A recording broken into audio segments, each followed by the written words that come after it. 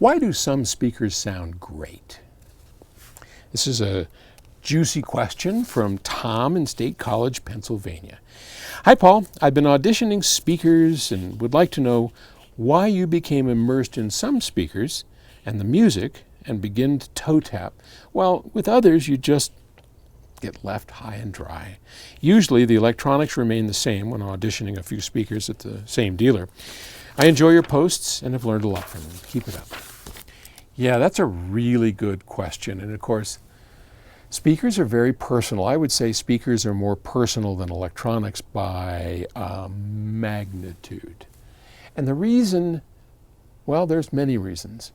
But one of the reasons is that speakers are so much more colored, distorted, variable in their output than electronics, again, by magnitude.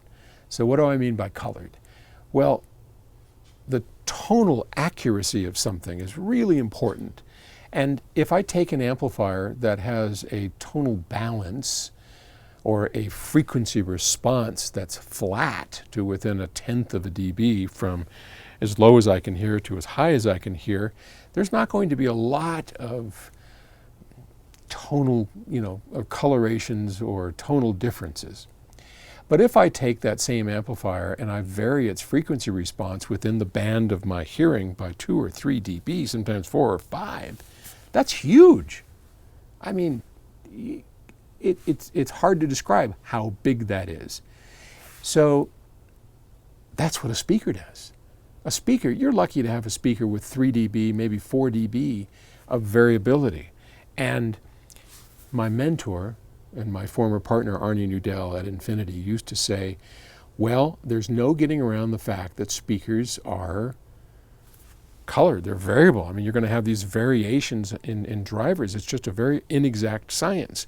And so if you own up to the fact that they're never going to be flat, that they're always going to be higher here and lower there in terms of loudness at various frequencies, then it's up to the designer to use those variations as a painter would a palette full of colors. I always liked that. I thought that was very intuitive. So if we accept the fact that we're always going to have variations in frequencies, then why shouldn't it be up to the designer to place those variations to where it sounds the most musical?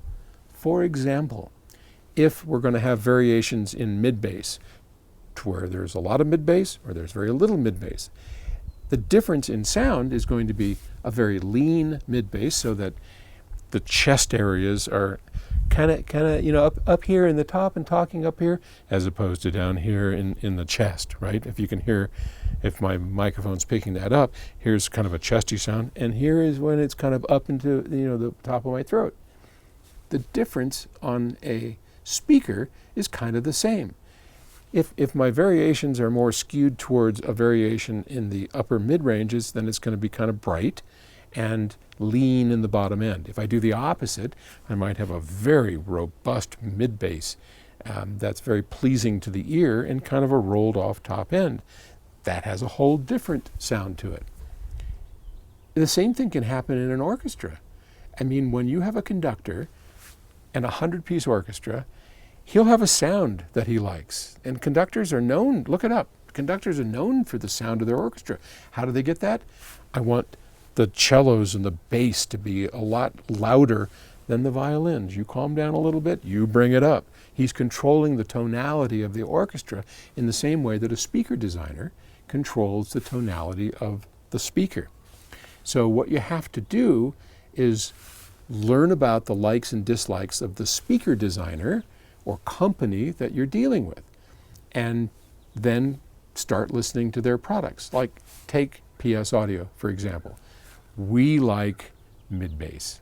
I mean, we like a very full sound. We like big, wide images, deep sound stage, effortless presentation, good placement of people, and we just don't like a lean sound. We're not a lean sound company.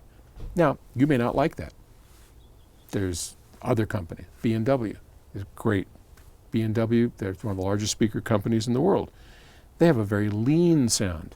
And obviously they appeal to people that like a lean sound.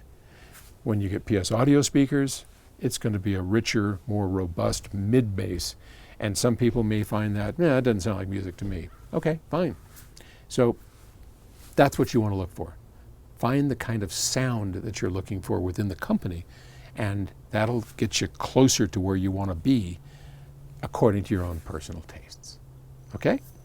All right. Well, we'll talk to you later. Take it easy.